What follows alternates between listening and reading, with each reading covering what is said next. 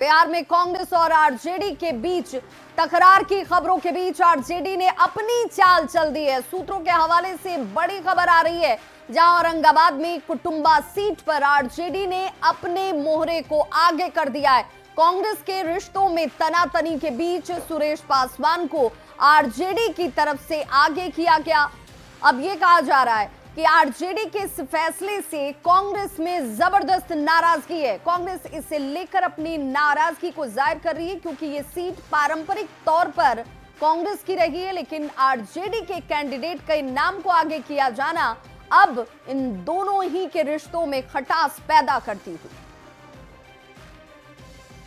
तो औरंगाबाद की कुटुंबा सीट जिस पर इस वक्त तकरार बढ़ गई है, आरजेडी की तरफ से चाल चल देने की बात सामने आई और खबर यह भी कि आरजेडी ने सुरेश पासवान को अपने उम्मीदवार के तौर पर आगे कर दिया। और ऐसे में कुटुंबा से मौजूदा विधायक रमेश राम जो हैं, राजेश राम, और बिहार कांग्रेस के अध्यक्ष हैं वो राजेश राम, जिनकी तरफ से फिलहाल इस पर किसी तरीके से कोई प्रतिक्रिया नहीं दी गई। उन्होंने कहा कि इस वक्त इस पर कुछ भी नहीं कहा जा सकता है। वहीं विधानसभा में कांग्रेस विधायक दल के नेता शकील अहमद खान ने मीडिया में आ रही अटकलों पर जवाब देने से इनकार कर दिया।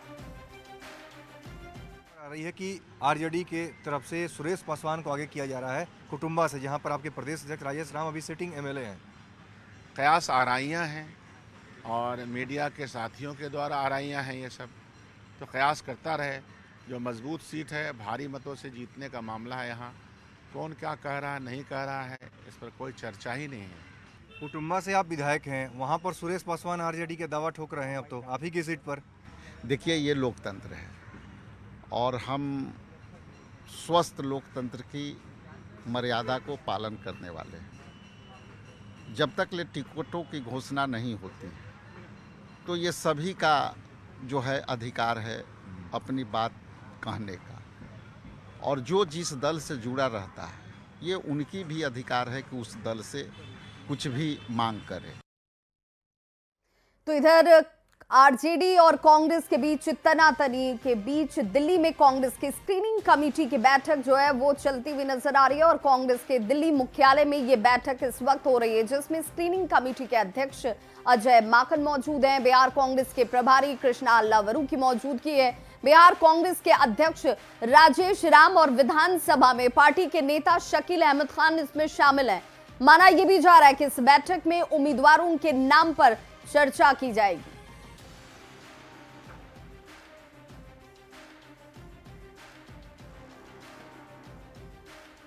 तो कांग्रेस और आरजेडी के बीच बनते बिगड़ते रिश्तों की खबर से आगे निकलकर अब मुख्यमंत्री पर दावेदारी की खबरों की बात करते हैं, क्योंकि बिहार में इंडिया गठबंधन की अगुवाई कर रहे नेता प्रतिपक्ष तेजस्वी यादव कल तक ये बात बार बार कह रहे थे। ये बात कहते वो थक नहीं रहे थे कि विपक्ष की ओर से वे ही सीएम का चेहरा है और अपने चेहरे पर ही जनता के बीच जाकर वो वोट भी मांग रहे हैं।